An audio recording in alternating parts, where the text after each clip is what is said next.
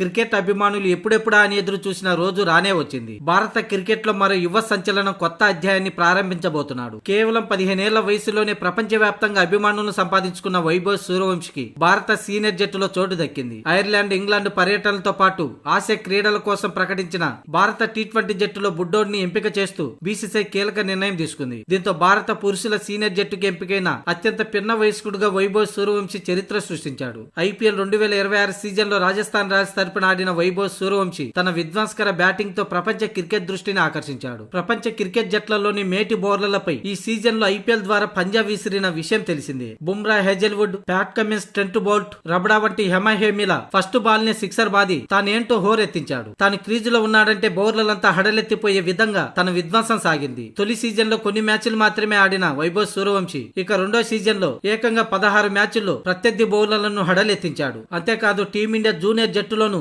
గత ఏడాది 175 పరుగులు చేసి వన్డే టీంలో కూడా తానేంటో నిరూపించాడు. ఇలా వైట్ బాల్ క్రికెట్ లో దూసుకుపోతున్న వైభవ్ సూర్యవంశీ ఎట్టకేలకు టీమిండియాలోకి వచ్చేశాడు. ఇప్పటి వరకు ఐపీఎల్ ద్వారా సొంత గడ్డపైనే చెలరేగిపోయిన వైభవ్ సూర్యవంశీ ఇక నుంచి విదేశాల వారి సొంత మైదానంలోని వారి బౌలర్లను చీల్చి చెండాడేందుకు రెడీ అయిపోయాడు. గత 2 ఏళ్ల నుంచి తన ప్రదర్శన అటు జూనియర్ జట్టులోని ఇటు ఐపీఎల్ లోను చెలరేగిపోతున్న వైభవ్ సూర్యవంశీని ఇంకెప్పుడు టీమిండియాలోకి తీసుకొస్తారా అనుకున్న టైంలో ఇన్నాళ్లు బోన్లో దాచిపెట్టిన ఈ సింహాన్ని బీసీసీఐ ఎట్టకేలకు విడుదల చేసింది. ఈ 15 ఏళ్ల బుల్లి సింహం ఇక నుంచి అంతర్జాతీయ స్టేడియాల్లో వారి సొంత మైదానాల్లోనే వారి బౌలర్లను చీల్చి చెండాడేందుకు రెడీ అయిపోయాడు. ఇక మొత్తంగా అంతర్జాతీయ మ్యాచ్లలో తన మొదటి దాడి ఐర్లాండ్ పై ఉండనుంది. ఆ తర్వాత ఇంగ్లాండ్ బౌలర్లు తనని ఎదుర్కోవాల్సి ఉంది. ఇక జపాన్ లో నిర్వహించే ఏషియన్ గేమ్ లో పాకిస్తాన్ బౌలర్లు ఎలా ఎదుర్కొంటారో చూడాలి. కాగా ఐపీఎల్ 2026 సీజన్ లో రాజస్థాన్ రాయల్స్ తరపున ఆడిన వైభవ్ సూర్యవంశీ ఈ టోర్నీలో 750కి పైగా పరుగులు చేసిన ఏకైక ఆటగాడిగా నిలిచాడు. మొత్తంగా 776 పరుగులు చేసిన వైభవ్ సూర్యవంశీ 237.31 సగటుతో బౌలర్లపై విరుచుకుపడ్డాడు. అంతేకాకుండా ఈ సీజన్ లో 72 సిక్సర్లు బాది 14 ఏళ్లుగా చెక్కు చెదరని